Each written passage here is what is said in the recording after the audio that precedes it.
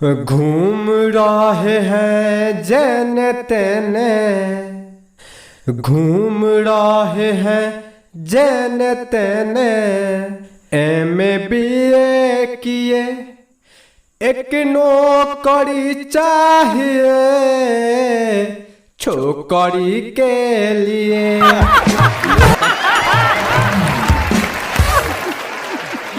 अब तो समझ में आइए गई हुई कि हम बेरोजगार हई। तो भैया बेरोजगार आदमी के विभिन्न प्रकार के समस्या झेले के पड़ेला, लेकिन सबसे बड़ा समस्या साला बियाह। सुनो लोगन, हम कितना कष्ट झेल के बेरोजगार भइल बानी, यही में थोड़े ना बेरोजगार हो जाए। सुनो लोगन, इंटर किए BA किए छापारा में डेरा लिए, इंटर किए BA किए छापारा में डेरा लिए, आ दिन रात पढ़ी पढ़ी केतना एग्जाम दिए, कहीं कहीं फेल किए कहीं कहीं पास किए, बाकी मिला नहीं नौकरी, हम केतनो तलाश किए। हमें जब टेंशन से मुँह तनिया तहनी लोगन दांत चियारता रहल।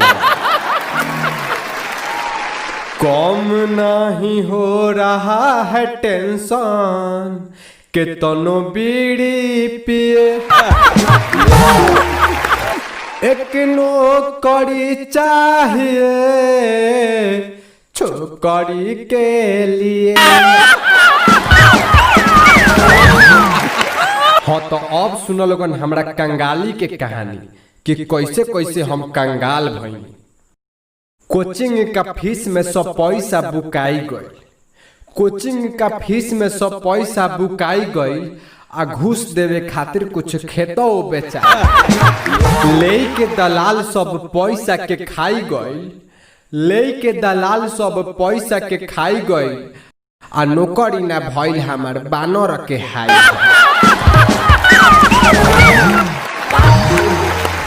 अब आगे का करी अभी हमरा बुझात नहीं खे, लेकिन हमनी का गांव जवार में एगो मशहूर कहावत बा कि मुड़ी पर बा टोकरी त के पूछता नौकरी।